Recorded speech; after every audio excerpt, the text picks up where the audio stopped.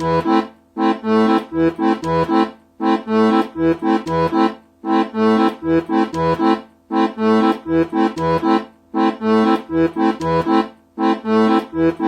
uma mãe de prematura, assim, ó.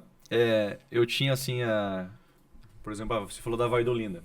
A Vaidolinda chegava em casa e falava assim, mas e por que ele não tá mamando no peito, né? Uhum. Eu falei, vó, não tá mais saindo leite do seio da minha esposa e tal. Ah, mas como que antigamente fazia? Eu falava, vó, antigamente uma criança dessa vinha na caixa de sapato e ela não voltava para casa. Ela não voltava. Ela, né? Com a medicina que tinha na época, não vou dizer que não tinha chance, mas a chance era muito pequena.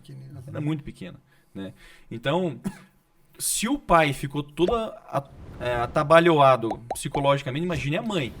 Você entrou num ponto Como é muito que você importante vai que eu quero amamentar? contribuir também. Mas segue, Adolfo. Depois eu entro aí na Como que amamentação. você vai amamentar com a cabeça daquele jeito, né? Sim. E assim, ó, quando ele começou a tomar o leitinho, então a Luma tinha que literalmente espremer o seio para sair num copinho, Sim. né? Chegou a fazer ferida no seio, né? Que é normal, porque você tem que, né? Sim. Sair num copinho e aí colocava numa seringa e vinha pela sonda e entrava pelo nariz, É isso aí. né? E ele tomava lá um copinho de café assim, né? Não, E uma caipirinha assim, um copinho. a médica falava assim, ó, vibrem, Martelinho. isso aí é uma vacina para ele. Ele tomou o leite dela 40 dias. Né? 40 dias. Não conseguiu mais do que isso. Né? Mas assim, ajudou muito na... O leite materno... É o melhor alimento do mundo, né? Não tem, né? Mas eu quero fazer um alerta aqui, porque existe um peso muito grande sobre as mulheres na questão do leite. Um peso que muitas vezes gera até depressão, Sim. né? Nas mulheres, nas mães. E a verdade é que hoje, e isso a gente não sabe antes de ter filho, então você se preocupa demais, você se preocupa muito com leite, né? Claro que o Marlon foi um caso diferente, porque estaria envolvido a prematuridade também. Mas, enfim, hoje uma criança tem condição de sobreviver, de crescer com muita saúde, mesmo sem o leite materno. Sim, claro. E muitas vezes não é dito para a mãe ou para os pais assim, olha, você pode ou não ter leite quando o teu filho nascer. Mas isso não vai, tudo bem, vai ser determinante. Não Sim. vai ser determinante. Ele Isso. pode ter saúde da mesma maneira assim. O meu filho nasceu, a mãe dele não teve leite. Sim. Né? E ela se preocupou, isso foi um peso Fica se martirizando, um peso né, por causa muito disso. grande para ela. E a gente se preocupava, no sentido assim, pô, ele não vai ter uma saúde tão legal, não vai ter uma imunidade tão boa. Não foi nada disso. Né?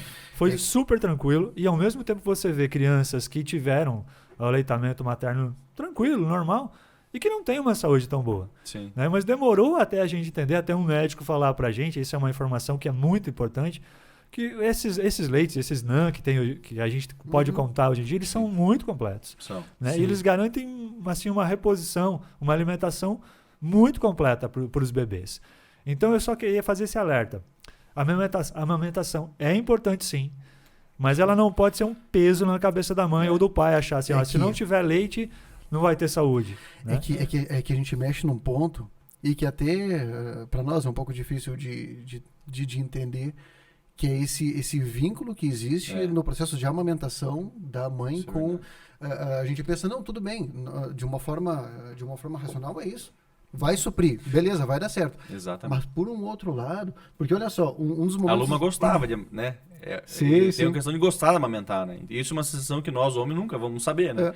Mas assim, é uma coisa que ela não conseguiu. Então ela queria ter conseguido, mas... Todas querem, a maioria quer, né? A maioria das mães quer. Mas olha só, nós estávamos em Curitiba, que em determinada altura nós tínhamos que transferir o Ulisses para Curitiba, e lá eles detectaram que ele tinha APLV, a alergia à proteína do leite de vaca. Nisso, eles pediram para que a minha esposa, para que a Gabi ficasse, então, 3 dias com uma dieta restritiva, para daí ela voltar a amamentar o Ulisses. Esses 3 dias foram horríveis, horríveis, assim, porque ela de verdade, por ela não poder oferecer isso para o Ulisses, dentro de uma UTI, assim, ela entrou em parafuso por causa disso. Assim, era que essa questão do vínculo, digamos, é algo que simplesmente foi retirado. Quando ela pôde retornar, voltar, assim, a coisa estabilizou, mas para ela foi muito difícil essa distância, né? Tanto que a gente vê muito isso da mulher, por exemplo, teve que... vai ter que desmamar. Ou, no nosso caso, o Ulisses quis por conta, assim, ele foi parando e, de novo, para ela foi difícil que, né, vem quase como se fosse uma rejeição, assim, pô, ele não quer mais, né? Então, mexe com algo que é tão subjetivo, sabe? Que, sim, É claro que existem a tecnologia, enfim, tudo mais está aí e ela supre isso, né? Mas tem algumas questões subjetivas assim que realmente mexem e nós precisamos ter todo esse tato para compreender que, né? Sim. Porque às vezes a gente chega e quer dar a né? cartada racional. Não, mas isso aí é só danã. Isso aí não é problema. O que mais atrapalha é as cartadas racionais. Exatamente. E elas vêm de todos os lados, né? Não é a nossa, porque a gente até já está ali meio que dentro do momento, né? Não é o pai geralmente o maior problema.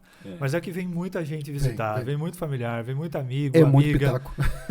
E existe muita fala completamente impensada, que só pesa mais, principalmente sobre as mães. Falas muito boas, que às vezes ajudam, mas outras as mães se sentem muito mais responsáveis por tudo que está acontecendo até do que nós, pais.